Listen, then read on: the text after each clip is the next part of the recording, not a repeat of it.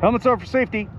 Welcome back to Random, and today I'm back here at Hill Aerospace, but we're not actually going to be going in there because what we're actually going to be talking about has something to do with Hill Air Force Base, specifically the history of and the execution of a typical salute. Now, what most people don't know, or they do, the history of the hand salute, let me get my editor's notes out here. The history of the salute can be traced back to medieval Europe in terms of how it's executed, why it's executed, and the circumstances thereof. Now, a lot of people will argue that the military salute actually started with the ancient Greeks and the ancient Romans, where the right hand, typically empty, would be placed over the chest or over the heart as a salute to a superior officer, a king, or a dignitary, or a noble, or an aristocrat, or a politician, or any thereof. But in medieval Europe, the hand salute started to take a little bit more prominence, particularly between the knights.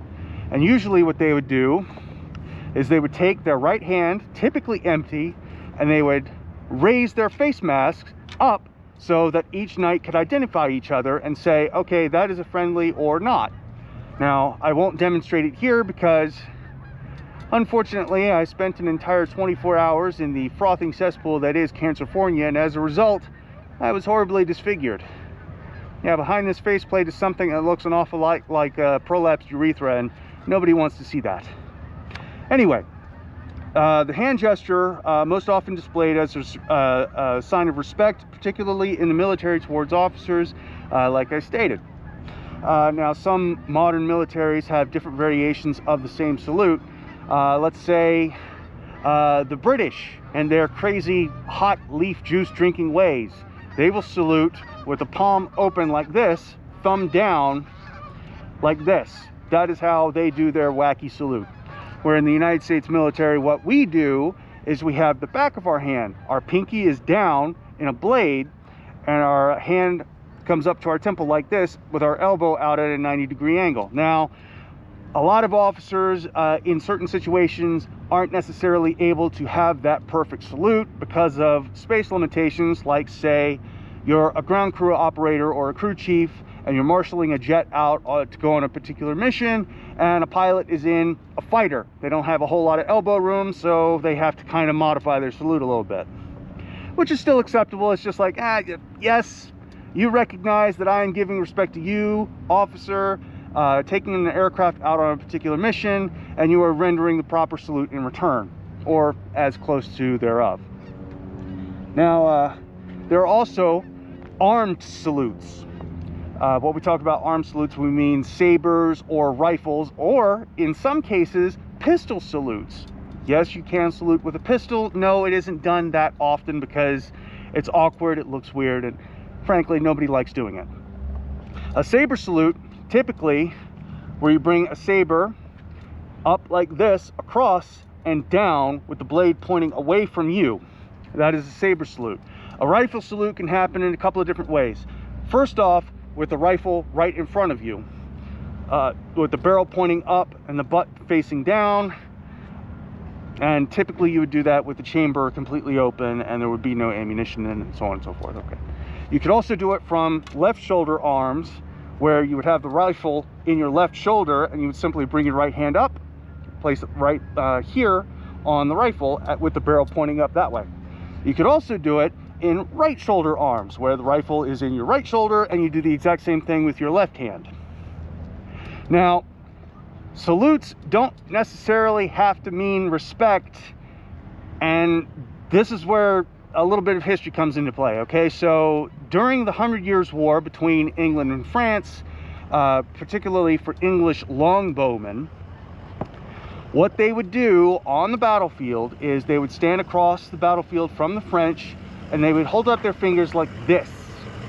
These three fingers are necessary for pulling the English war bow.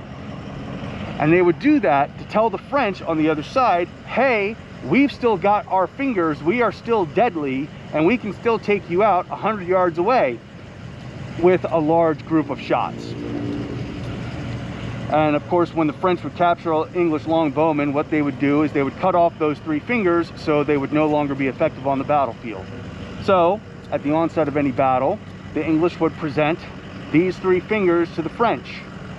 And over time, the British evolved their weaponry, they changed how they did battle tactics and so on and so forth, and so the 3-finger salute became a 2-finger salute, typically like this. The English still use that salute